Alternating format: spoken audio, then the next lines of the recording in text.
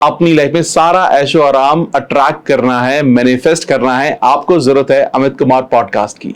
अगर कोई इंसान न्यू जॉब चाहता है विद अ ग्रेट हाइक और अपनी एग्जिस्टिंग जॉब में एक बहुत अच्छा हाइक चाहता है, तो उसको क्या करना चाहिए? सबसे पहली चीज, एग्जिस्टिंग जॉब को बहुत ब्लेसिंग दे दो। ठीक है, it's very very important thing कि यार उस जॉब से ना घर चल रहा है। तो लोग उल्टा करते हैं, उस एग्जिस्टिंग जॉब में वो बहुत मायूस हो जाते हैं। वो जब उनको छोड़ना रहता है तो उनकी एनर्जी बहुत लो हो जाती है। तो देखिए, सबसे पहले तो एग्जिस्टिंग जॉब को आप ब्लेसिंग दो कि यार ये मेरी जिंदगी में है। दूसरी चीज आप ये करें कि आप क्लियर शब्दों में लिखें आपको कैसी जॉब चाहिए और कितनी हाइक चाहिए। बिल्कुल क्लैरिटी, कहते हैं clarity is the power. Okay. तीसरी चीज, don't make it a desire, make it a burning Dzire.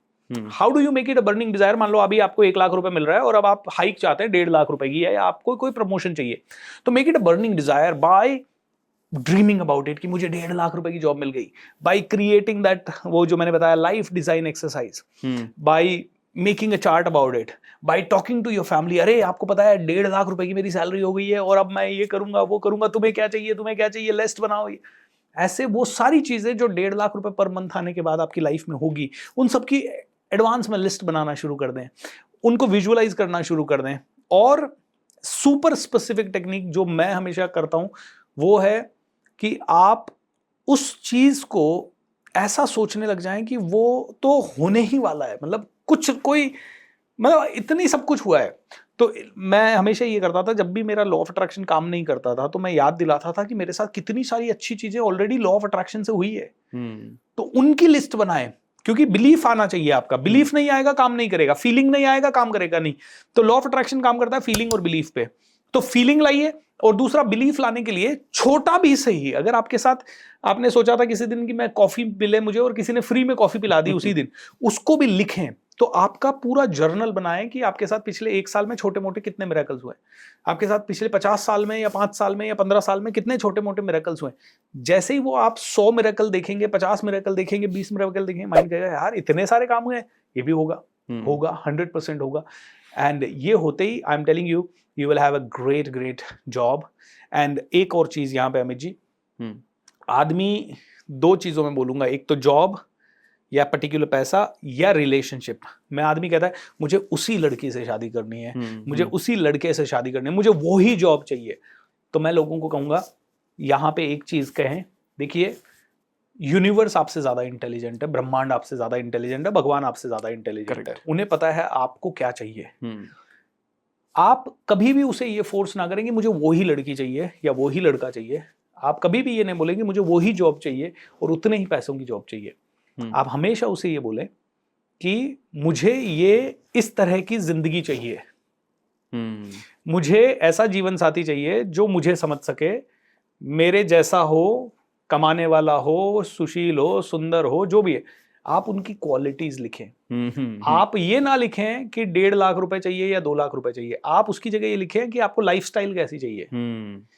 The moment you right what you want, क्योंकि व्हाट इज द आउटकम, इससे क्या फर्क पड़ता है कि आपके 1.5 लाख कमाने से वो आ रहा है या कोई और आपको लाके दे रहा है। यू नो, हो सकता है कि मैं कहूं मैं कोई गाड़ी खरीदूं, हो सकता है अमित जी मुझे गिफ्ट कर दें एक हेलीकॉप्टर। राइट? कब कर रहे हो सर?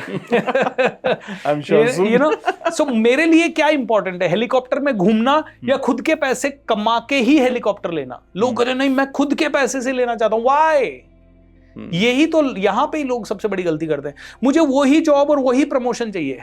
तुम्हें वही जॉब या वही प्रमोशन चाहिए या वो वाली लाइफस्टाइल चाहिए? हाँ, मुझे वो वाली लाइफस्टाइल चाहिए। कैसी चाहिए? कि मैं जिस घर में रह रहा हूं अभी 2 BHK, मुझे 4 BHK में रहना है, तो I am living in a 4 BHK house. कौन से घर, कौन सी सोसाइटी में रहना है? इस तरह की सोसाइटी। ये मत बोलो कि इसी सोसाइटी, इस तरह की सोसाइटी में रह रहा हूं। अच्छा, आपको ऑफिस के 2 किलोमीटर के दायरे में चाहिए, तो लिखिए ऑफिस के 2-3 किलोमीटर के दायरे में चाहिए।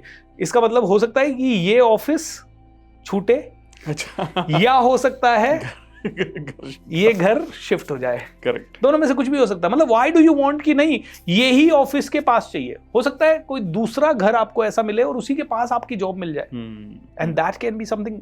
तो मैं कहता हूं ये ना, आप मुझे कहें भूपेंद्र मुझे आप 1 लाख रुपए उधार दें, क्योंकि मुझे 1 लाख की जरूरत है। अब क्या सच में मैं सिर्फ आपको 1 लाख दूं उसी से काम होगा? अगर मैं आपको आज ऐसा कोई काम सिखा दूं जो आपको 3 दिन बाद 3 लाख दे दे, तो what will be the best thing? I think आपको 3 लाख मिल सकता है, 5 लाख मिल सकता है, करेक्ट? तो आप इसी पे क्यों अड़े हैं कि मैं 1 लाख आपको दूं तो ही काम होगा? हो सकता है मैं आपको 3 लाख देने का कुछ ऐसा चीज सिखा दूं। तो कहते हैं, मेरे टीचर हमेशा कहते थे मजाक मजाक में कि भाई समुद्र पड़ा है और तू एक कटोरी लेके चला गया पानी लेने, टैंकर तो लेके जा कम से कम, right? And be very clear कि तुझे क्या चाहिए, मतलब आउटकम पे फोकस करना है। मुझे स्पेसिफिक इज टेरिफिक बोलते हैं, लेकिन स्पेसिफिक से भी और ज्यादा ऊपर है कुछ चीजों में, स्पेशली जैसे शादी ब्याह रिश्ते के मामले में। आपको वो लड़का और लड़की से कोई मतलब नहीं है, आपको वो जितना आपके लिए केयर करते हैं, प्यार करते हैं, क्योंकि आप उनको जानते हो और आपको लगता है यूनिवर्स में कोई और दूसरा एग्जिस्ट ही नहीं करता, लेकिन शायद उनसे हजारों गुना ज्यादा अच्छे लोग एग्जिस्ट करते हैं। और लोग कहते हैं ना, प्यार में मैं तो मर जाऊंगा, इससे शादी नहीं हुई तो, उससे शादी नहीं हुई तो। कईयों के ब्रेकअप हुए हैं, सब जिंदा है, सब खा रहे पी रहे मस्त है। तो बहुत सही। और आपने ये बात बोली, मुझे अचानक से एक बात याद आई, क्योंकि मैं हमेशा ये थॉट रखता था कि मुझे चाहिए। तो मेरे को याद है, आई थिंक 11 मार्च मेरे बर्थडे के दिन 2014, तो मैंने 2010-11 से मैंने प्रैक्टिस करना शुरू किया था। तो 2000 मैंने एक डेट डाली थी अपनी ड्रीम डायरी, मेरे पास एक ड्रीम डायरी जिसमें लिखता हूँ मैं सारी चीज़ें। मैंने डेट डाली थी 2 या 3 साल पहले, 11 मार्च 2014 को मेरे पास गाड़ी होगी, फोर्ड एंडेवर मैंने डाली थी कि ये गाड़ी चाहिए मुझे। और सच बताऊं तो कुछ नहीं था प्लानिंग, मतलब कुछ पता ही नहीं था क्या होगा, कहाँ से आएगी, पैसे भी नहीं है, कुछ नहीं है। लेकिन अचानक से पता नहीं कैसी सिचुएशन बनी, बहुत सारे पैसे आशु के पास आ गए। एंड आशु ने मुझे गिफ्ट की वो गाड़ी। क्या बात। तो जो अभी मेरे को बहुत दिनों बाद बात याद आई है, ये मैंने कहीं पर भी शेयर नहीं की, पहली बार शेयर कर रहा हूं मैं।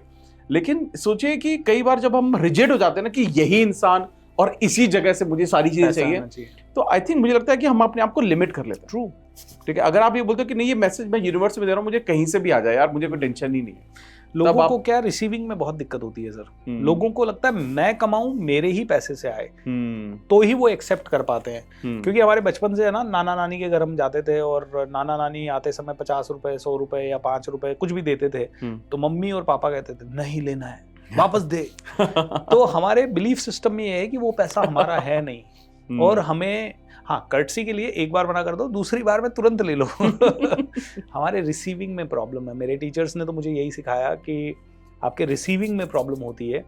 तो आज मैं कहता हूँ पैसा मेरा सबसे अच्छा दोस्त है। मैं तो ओपनली कई बार मेरे वर्कशॉप में कहता हूँ, यार भाई कुछ गिफ्ट विफ्ट लेके आया करो, ऐसे कैसे आ जाते हो खाली हाथ। खैर मजाक मजाक में बोलते हैं, कोई किसी का गिफ्ट वगैरह मिल जाए बहुत अच्छी है, नहीं मिले कोई बात नहीं, ऐसा कोई उदास नहीं होते कि गिफ्ट ही नहीं लाया यार कोई। बट रिसीविंग में हमारे बहुत प्रॉब्लम है। हमें ये लगता है कि मैंने इतना काम किया है तो मुझे इतना ही मिलना चाहिए, जबकि हकीकत ये है कि जितना आप काम कर रहे हो उससे कम काम बिलियनर्स कर रहे हैं। ऑलराइट, एंड उसके बाद भी उन्हें बहुत कुछ मिल रहा है। एक क्लर्क होता है या एक शॉप में मजदूर है, वो बेचारा 12 घंटे की शिफ्ट कर रहा है, और एक बिलियनर है जो शायद सुबह 6 बजे उठ के जिम जा रहा है, न्यूज़पेपर पढ़ रहा है, पूरी दुनिया भर के एंटरटेनमेंट भी कर रहा है। कभी वो गोल्फ कोर्स में बैठा है तो कभी कहीं और बैठा है, कभी एसी कैबिन में खाते पीते मीटिंग्स चल रही है, एंड कम से कम हार्डवर्क करने के बाद भी उनके पास ज़्यादा से ज़्यादा पैसा आता है। सो आई थिंक हमारा कॉन्सेप्ट कईयों का बहुत गलत है कि hard work equals to money, या ओनली मैं ही कमा के लाऊंगा। लेट्स बी ओपन यार। कई बार इलोन मस्क 36 बिलियन पे था, एंड कोविड में अचानक से 250 बिलियन पे हो गया। उसको गिल्ट थोड़ी हुआ कि यार ये मेरे को इतना पैसा मिल गया, मैंने तो काम ही नहीं किया, मेरे को क्यों मिल गया इतना। They are ready to receive from all hands. Adani अचानक से, मतलब 100 टॉप 100 में भी नहीं था, अचानक से टॉप 1 पे पहुंचने लग गया। हिंडनबर्ग की रिपोर्ट के कारण नीचे गया, वापस से टॉप 50 में आ गए। I mean, this is the magic. They are open to receive. Correct. Let's become open to receive. Correct. अगर आपको पॉडकास्ट की ये क्लिप बहुत अच्छी लगी तो आप यहाँ से इसके कंप्लीट पॉडकास्ट को भी देख सकते हैं। इसके साथ साथ आप अपना सपोर्ट बनाए रखें, चैनल को सब्सक्राइब जरूर कर दें। Thank you so much.